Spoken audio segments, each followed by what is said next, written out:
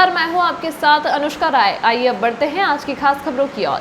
सिरमौर जिला भाजपा अध्यक्ष विनय गुप्ता ने कहा है कि मौजूदा सरकार ने सिरमौर जिले को कई सौगातें दी हैं। जिले में कई परियोजनाओं पर करोड़ों रुपए खर्च किए जा रहे हैं। विनय गुप्ता ने आज मीडिया से रूबरू होते हुए इस बात की जानकारी दी।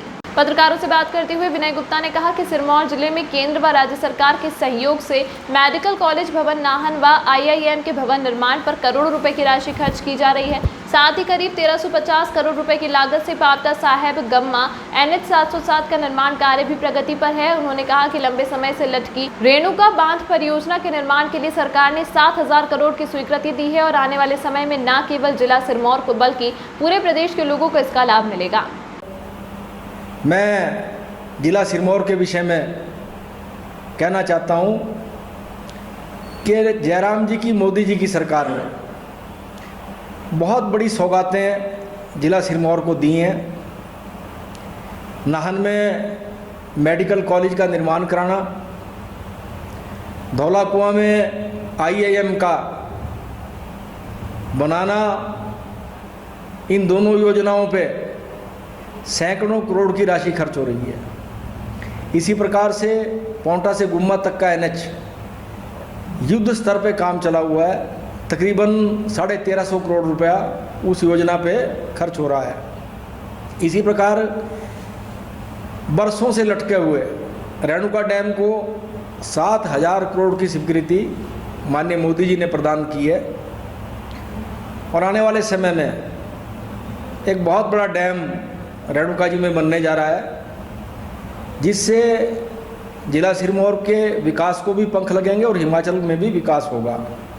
इसी प्रकार अनेकों प्रकार के संस्थान, चाहे वो नई ITI खोलनी है, चाहे नए PSC CSC खोलने की बात हो, चाहे स्कूलों की अपग्रेडेशन की बात हो, चाहे SDM कार्यालय तहसील खोलने की बात हो, अनेक नए संस्थान, चाहे वो PWD विभाग के हों, IPH विभाग के हों, जिला सिरमौर में माननीय जयराम ठाकुर जी ने खोल के दिए हैं।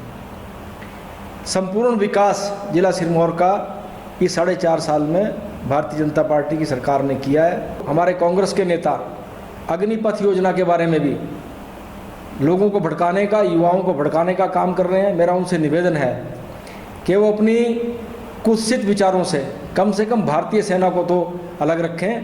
भारतीय सेना पूरी दुनिया में अपने शौर्य के लिए, अपनी बहादुरी के लिए, अपने कार्य के लिए, क्षमता के लिए पूरी दुनिया में जानी जाती है। और जो योजना लाई गई है, जहां सेना का को जो ज़रूरत थी, एक युवा सेना की ज़रूरत थी, जो पूरी दुनिया में आज चला हुआ है। कम से कम 30 देशों में इस प्रकार की योजना चली हुई है। भारतीय सेना का नवीनीकरण करने के लिए योजना लाई गई है और इससे युवाओं को भी लाभ होने वाला है। 17 साल की आयु से लेके जो युवा 4 साल के लिए फौज में जाएगा, एक अनुशासित जीवन जीने के लिए सीख के बाहर आएगा और उस 4 साल के पीरियड में उसको 30,000 से लेकर 40,000 रुपये तक प्रति माह की तनख्वाह भी मिलनी है, अन्य भत्ते भी मिलने हैं, वेतन भी मिलने हैं। और साथ में जब वो सेना छोड़ के आएगा तो 12 लाख से ज़्यादा का पैकेज उसको सेना के द्वारा प्रदान किया जाना है। और वो उसके लिए भारतीय जनता पार्टी की राज्य सरकारें जब वो वहाँ से बाहर निकलेंगे, उनको अपने अपने राज्य में सेना सेवा में लगाने के लिए रिजर्वेशन भी प्रदान करने की जा रही है। हिमाचल की सरकार ने कर दिया है, हरियाणा की सरकार ने कर दिया है, अन्य सरकारें भी भारतीय जनता पार्टी की इस विषय में आगे बढ़ रही हैं। विनय गुप्ता ने यह भी आरोप लगाया कि कांग्रेस नेताओं द्वारा अग्निपथ योजना को लेकर युवाओं को गुमराह किया जा रहा है। उन्होंने कहा कि योजना के युवाओं के हित में है और आने वाले समय में इसके बेहतर परिणाम मिलेंगे। उन्होंने यह भी कहा कि देश के अलग अलग राज्यों की सरकारें यह भी सुनिश्चित करने की कोशिश कर रही हैं कि 4 साल बाद सेना से बाहर आने के बाद इन युवाओं को नौकरियां प्रदान की जाएं।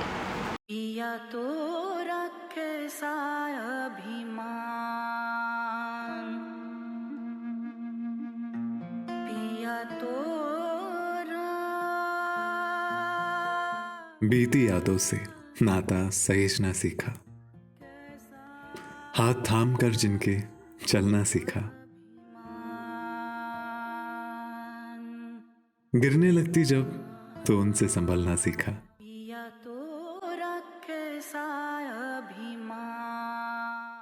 उनकी डांट से खुद को तराशना सीखा।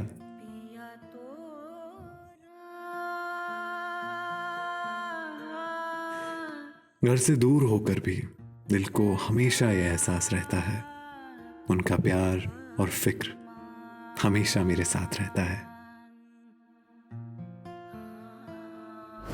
भूषण ज्वेलर्स, अनमोल रिश्तों के लिए।